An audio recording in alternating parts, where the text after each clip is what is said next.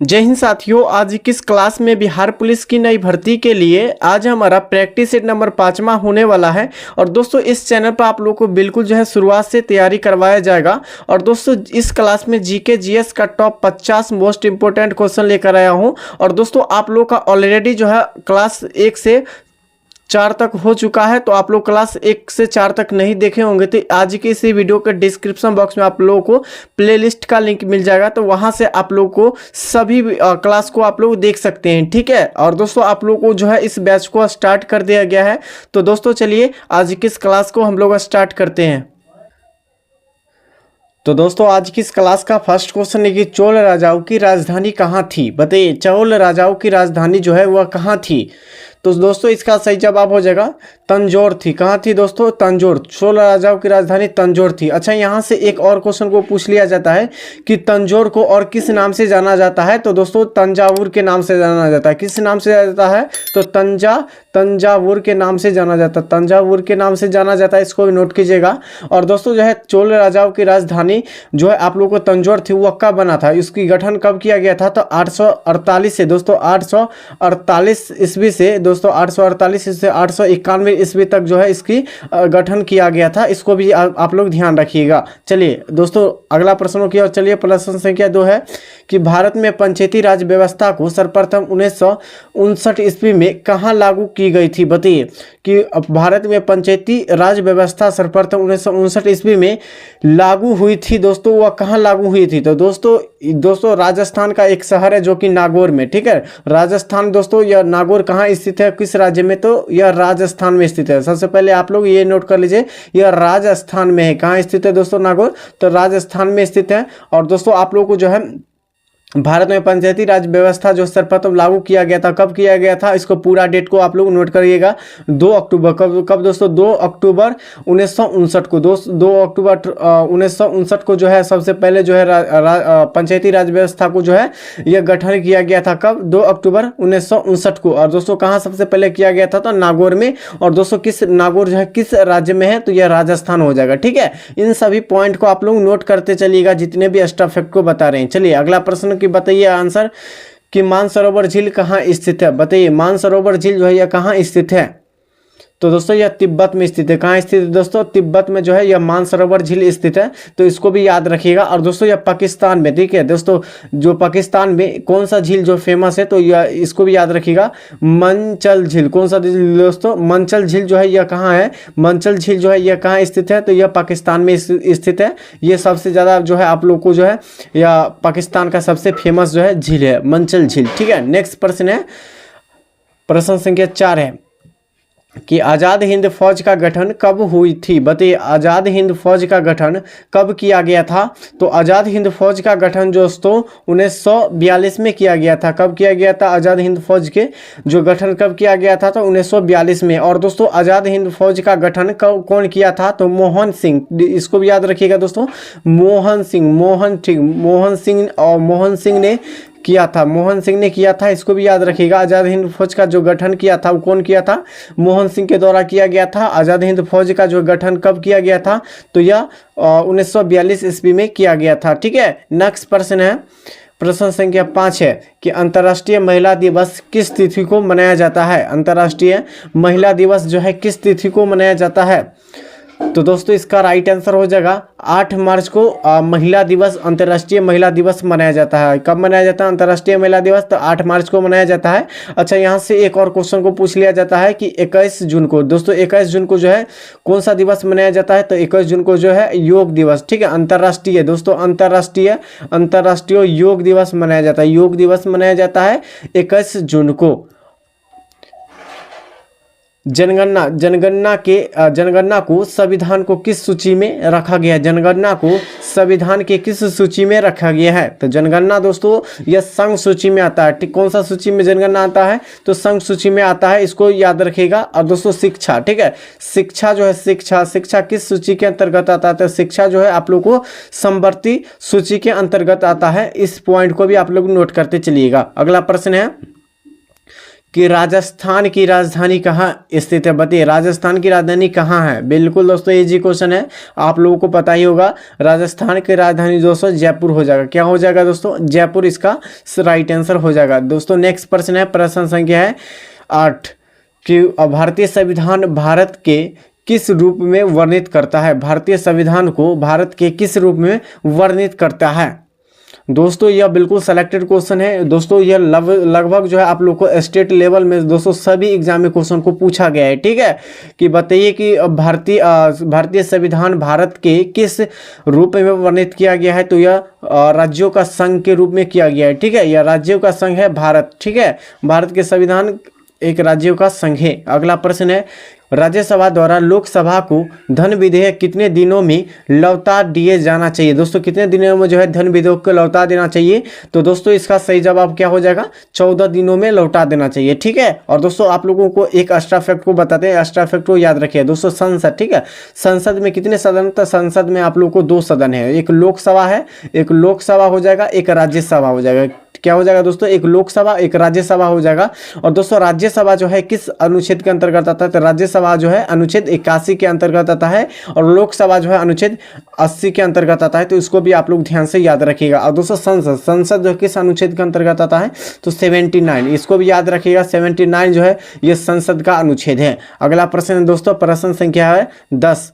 दोस्तों प्रश्न संख्या 10 है कि शिक्षा को किस सूची में रखा गया है? शिक्षा को किस सूची में रखा गया है? तो यह दोस्तों बिल्कुल जो है समवर्ती सूची हो जाएगा। क्या हो जाएगा दोस्तों? समवर्ती सूची में शिक्षा को रखा गया है। राजस्थान के विधानसभा में सदस्यों की संख्या कितनी है? राजस्थान के विधानसभा में सदस्यों की कुल संख्या कितनी है? तो 200 हो जाएगा दोस्तों। इसका सही जवाब क्या हो जाएगा? 200 जो है यह विधानसभा सदस्यों की कुल संख्या है 200 राजस्थान में। अगला प्रश्न है कि मछलियों के यकृत में तेल में किस विटामिन की प्रचुरता होती है? बताइए कि मछलियों के यकृत में किस विटामिन की प्रचुरता जो है सबसे अधिक होती है? तो विटामिन डी की प्रचुरता जो है सबसे अधिक होती है मछलियों में। किस में होती है दोस्तों? विटामिन डी में होते हैं सबसे अधिक प्रचुरता। दोस्तों अगला प्रश्न है कि थार मरुस्थल कहाँ स्थित है? थार मरुस्थल आप लोगों को बता देते हैं। थार मरुस्थल जो है राजस्थान में स्थित है। राजस्थान में जो है थार मरुस्थल स्थित है। ठीक है, और दोस्तों चलिए अगला प्रश्नों की ओर चलिए। प्रश्न संख्या हो जाएगा 14 कि राजस्थान के गांधी किसे कहा जाता है? बताइए राजस्थान के गांधी किसे कहा जाता है? तो दोस्तों राजस्थान के गांधी जो है गोकुल भाई भट्ट को कहा जाता है। किसको कहा जाता है? राजस्थान के गांधी दोस्तों किसे कहा जाता है? तो गोकुल भाई भट्ट को कहा जाता है। इसको भी याद रखिएगा दोस्तों। ये एसएससी में भी क्वेश्चन को पूछा गया है दोस्तों। एनटीपीसी आरआरबी एनटीपीसी में भी ये क्वेश्चन को पूछा गया है। और दोस्तों यह बिहार दरोगा में भी क्वेश्चन को पूछा गया, और बिहार पुलिस में तो 2 बार क्वेश्चन को पूछा गया है। ठीक है, क्योंकि आगे भी पूछा जा सकता है। तो इस प्रश्न को आप लोग सभी प्रश्नों को आप लोग जो है याद कर लीजिएगा। और दोस्तों अभी तक कॉपी और कलम के साथ नहीं बैठे होंगे तो दोस्तों जितने भी एक्स्ट्रा फैक्ट को बता रहे हैं सभी एक्स्ट्रा फैक्ट को कॉपी और कलम के साथ आप लोग जो है बैठ जाइए। और दोस्तों जो भी एक्स्ट्रा फैक्ट को बताते हैं वो नोट करते जाइए, ताकि आप लोग को जो है बाद में रिवाइज करने के लिए जो आपको जो है इंपॉर्टेंट नोट्स बना लेना चाहिए। ठीक है, बताइए कि लाफिंग गैस किसे कहा जाता है? लाफिंग गैस जो है किसे कहा जाता है? तो लाफिंग गैस दोस्तों जो है नाइट्रस ऑक्साइड को कहा जाता है। किसे कहा जाता है लाफिंग गैस?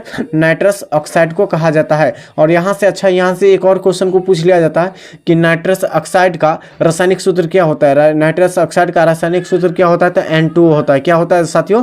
N2O होता है नाइट्रस ऑक्साइड। ठीक है, अगला प्रश्न है, प्रश्न संख्या है 16 कि तुलुल परियोजना जो है किस नदी पर स्थित है? तुलुल परियोजना जो है किस नदी पर स्थित है? तो दोस्तों इसका सही जवाब हो जाएगा झेलम नदी। कौन सा नदी दोस्तों? झेलम नदी पर स्थित है तुलुल परियोजना। अगला प्रश्न साथियों, प्रश्न संख्या हो जाएगा 17। दोस्तों पिंक सिटी और गुलाबी शहर, ठीक है, पिंक सिटी या गुलाबी शहर के नाम से किस शहर को जाना जाता है? पिंक सिटी या गुलाबी शहर के नाम से किस शहर को जाना जाता है? तो दोस्तों ये एक राजस्थान का शहर है। राजस्थान का शहर जो जिसका राजधानी जो हो जाएगा जयपुर। ठीक है, ये दोस्तों आप लोग को पिंक सिटी यानी कि गुलाबी शहर कहा जाता है इसको। ठीक है, ये दोस्तों यह राजस्थान में स्थित है, और दोस्तों यह राजस्थान की राजधानी है जयपुर। अगला प्रश्न है, प्रश्न संख्या हो जाएगा 18 कि 1556 में पानीपत का दूसरा लड़ाई अकबर और किसके बीच हुई थी? बताइए। 1556 ईस्वी में पानीपत की दूसरी लड़ाई हुई थी और अकबर और किसके बीच हुई थी? तो दोस्तों अकबर और हेमू के बीच। किसके बीच हुए थे? अकबर और हेमू के बीच हुआ था। इसको याद रखिएगा दोस्तों, यह पानीपत की दूसरी लड़ाई होती है। अच्छा, यहाँ से एक 3 क्वेश्चन को पूछा जाता है। ठीक है दोस्तों, 3 क्वेश्चन को पूछा जाता है कि पानीपत का प्रथम युद्ध, पानीपत का दूसरा युद्ध और पानीपत का तीसरा युद्ध। ठीक है, और दोस्तों तीनों को आप लोगों को पॉइंट को बता देते हैं कि पानीपत का प्रथम युद्ध जो हुआ था 1526 ईस्वी में हुआ था। ठीक है, और पानीपत का दूसरा युद्ध जो हुआ था वो 1556 ईस्वी में। कब हुआ था? 1556 ईस्वी में हुआ था, इसको याद रखिएगा। और पानीपत का तीसरा युद्ध जो हुआ था वो 1761 ईस्वी में हुआ था। कब हुआ था दोस्तों? 1761 ईस्वी में। इन सभी पॉइंट को आप लोग अच्छी तरह से याद रखते तो यहाँ से क्वेश्चन आप लोग को मिलना ही है एग्जाम में। दोस्तों नेक्स्ट प्रश्न है, प्रश्न संख्या हो जाएगा 19 कि बाबरनामा के लेखक कौन है? बाबरनामा के लेखक कौन है? बताइए। बाबरनामा के लेखक बाबर हो जाएगा। कौन हो जाएगा दोस्तों बाबरनामा के लेखक? बाबर, इसका राइट आंसर हो जाएगा। अगला प्रश्न है दोस्तों, प्रश्न संख्या हो जाएगा 20 कि मुद्रा राक्षस। ठीक है, मुद्रा राक्षस के लेखक कौन है? मुद्रा राक्षस के लेखक कौन है? तो दोस्तों यह इसका सही जवाब हो जाएगा मुद्रा राक्षस के लेखक जो हो जाएगा यह विशाखा दत्त हो जाएगा। क्या हो जाएगा दोस्तों? विशाखा दत्त जो है मुद्रा राक्षस के लेखक है। अगला प्रश्न है, प्रश्न संख्या हो जाएगा 21 कि राज्यसभा का पदेन उपाध्यक्ष कौन होता है? राज्यसभा का पदेन उपाध्यक्ष कौन होता है? बताइए आप लोग इसका आंसर। ठीक है, बिल्कुल दोस्तों इजी क्वेश्चन है कि राज्यसभा का पदेन उपाध्यक्ष कौन होता है?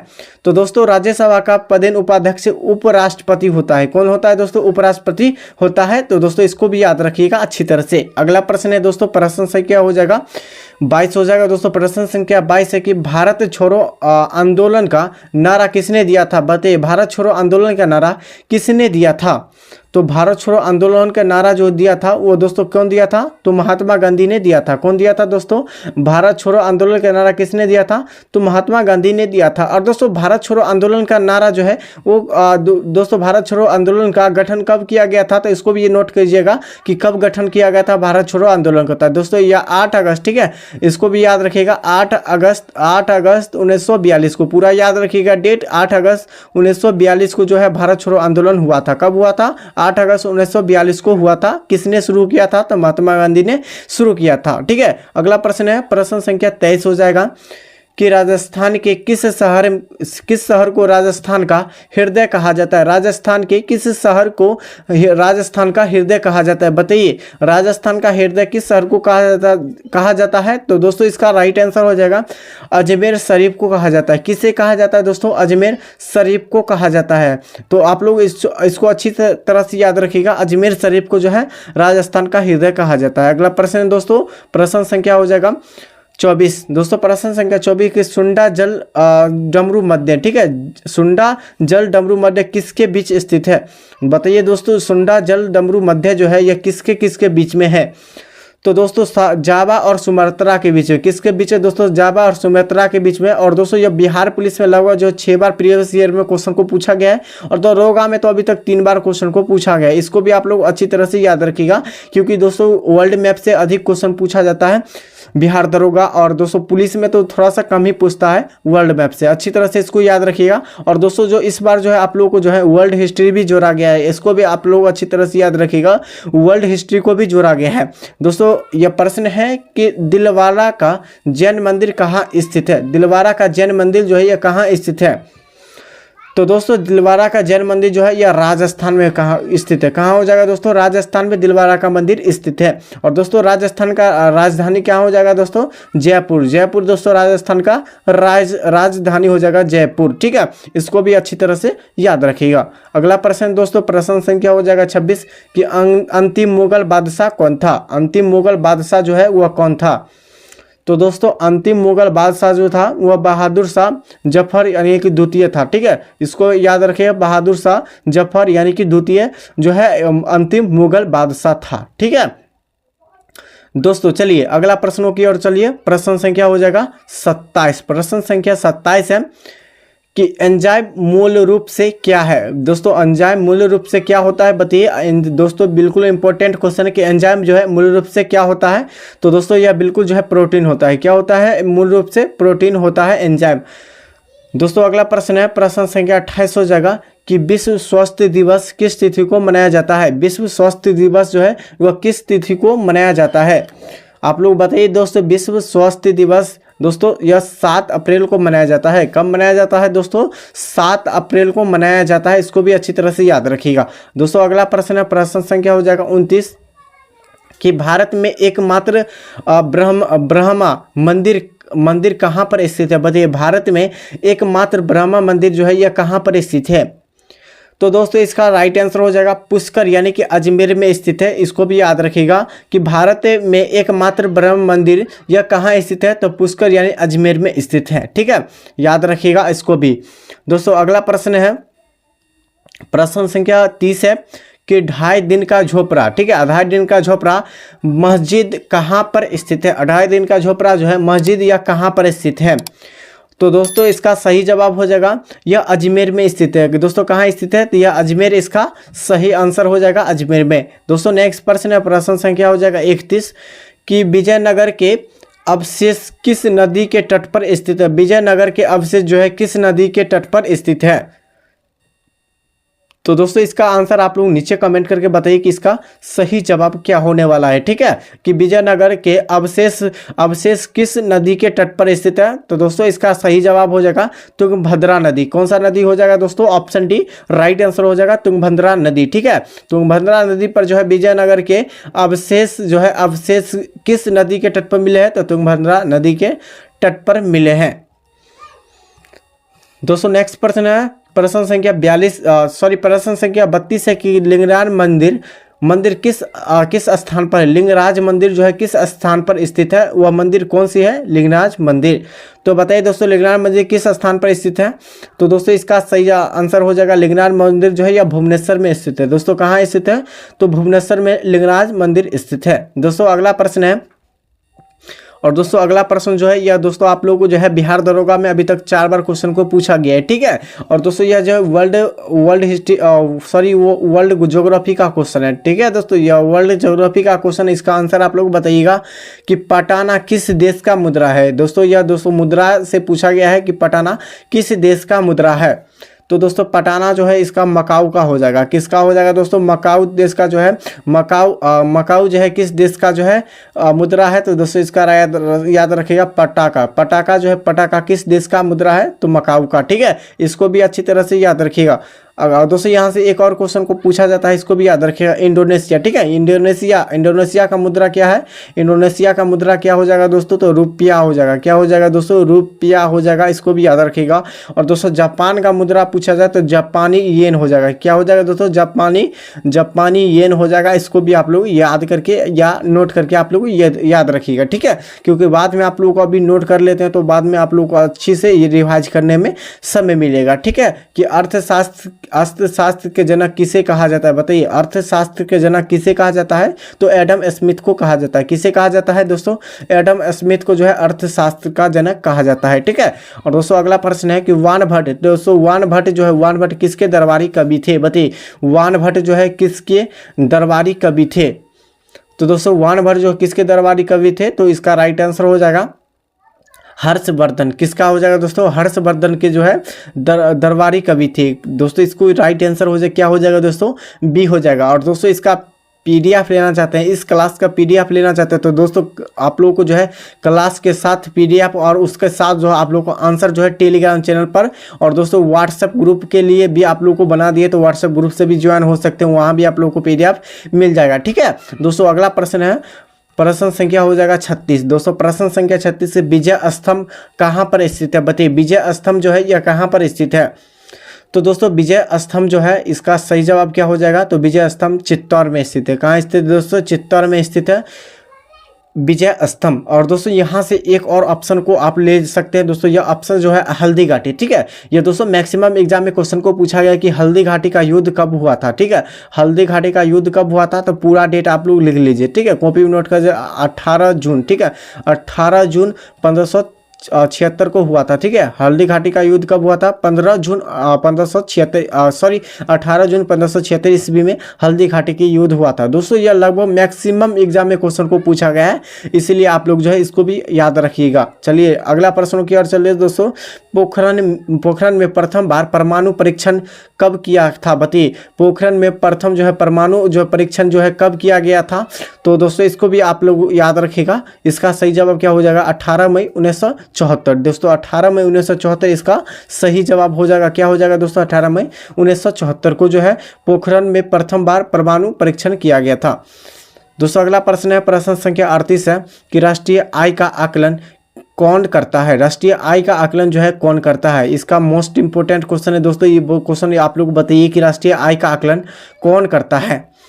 तो साथियों इसका सही जवाब हो जाएगा ऑप्शन नंबर डी हो जाएगा दोस्तों इसका राइट आंसर, केंद्रीय सांख्यिकी संगठन। ठीक है, ये आप लोगों को जो है राष्ट्रीय आय का आकलन करता है केंद्रीय सांख्यिकी संगठन। दोस्तों अगला प्रश्न है, प्रश्न संख्या 39 के भारत में पहली बार सोने के सिक्के किसने जारी किया था? बताइए, भारत में पहली बार सोने के सिक्के को किसने जारी किया था? तो दोस्तों सोने के सिक्के को जो है सबसे पहले जो है कुषाण वंश ने जारी किया था। कौन किया था दोस्तों?